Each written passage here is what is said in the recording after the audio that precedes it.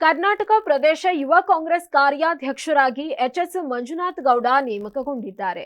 ರಾಷ್ಟ್ರೀಯ ಯುವ ಕಾಂಗ್ರೆಸ್ ಅಧ್ಯಕ್ಷರಾದ ಬಿವಿ ಶ್ರೀನಿವಾಸ್ ರವರು ಕರ್ನಾಟಕ ಪ್ರದೇಶ ಯುವ ಕಾಂಗ್ರೆಸ್ ಕಾರ್ಯಾಧ್ಯಕ್ಷರಾಗಿ ಎಚ್ಎಸ್ ಮಂಜುನಾಥ್ ಗೌಡರನ್ನ ಆಯ್ಕೆ ಮಾಡಿದ್ರು. ಇದೇ ಸಂದರ್ಭದಲ್ಲಿ ಎಚ್ಎಸ್ ಮಂಜುನಾಥ್ ಗೌಡರವರು ಮಾತನಾಡಿ, ಸೋನಿಯಾ ಗಾಂಧಿ ಅವರು, ಯುವ ನಾಯಕ ರಾಹುಲ್ ಗಾಂಧಿ ಅವರು, ಕೆಪಿಸಿಸಿ ಅಧ್ಯಕ್ಷರು, ಉಪ ಮುಖ್ಯಮಂತ್ರಿಗಳಾದ ಡಿಕೆ ಶಿವಕುಮಾರ್ ಅವರು, ಮುಖ್ಯಮಂತ್ರಿಗಳಾದ ಸಿದ್ದರಾಮಯ್ಯರವರು, ರಾಷ್ಟ್ರೀಯ ಯುವ ಕಾಂಗ್ರೆಸ್ ಅಧ್ಯಕ್ಷರಾದ ಬಿವಿ ಶ್ರೀನಿವಾಸ್ ರವರು ಮತ್ತು ಕಾಂಗ್ರೆಸ್ ಪಕ್ಷದ ಹಿರಿಯ ಮುಖಂಡರುಗಳು ಮಾರ್ಗದರ್ಶನದ ಸಹಕಾರದಿಂದ ಯುವ ಕಾಂಗ್ರೆಸ್ ಪಕ್ಷದಲ್ಲಿ ರಾಜ್ಯಾದ್ಯಂತ ಸಂಘಟನೆ ಮಾಡ್ತಿದ್ದೇನೆ ಅಂತ ಹೇಳಿದ್ರು. ಇನ್ನು 28 ಲೋಕಸಭಾ ಕ್ಷೇತ್ರಗಳಲ್ಲಿ ಅತಿ ಹೆಚ್ಚು ಲೋಕಸಭಾ ಕ್ಷೇತ್ರ ಗೆಲ್ಲಲು ಶ್ರಮಿಸುವುದಾಗಿ ಎಂದು ಹೇಳಿದ್ರು.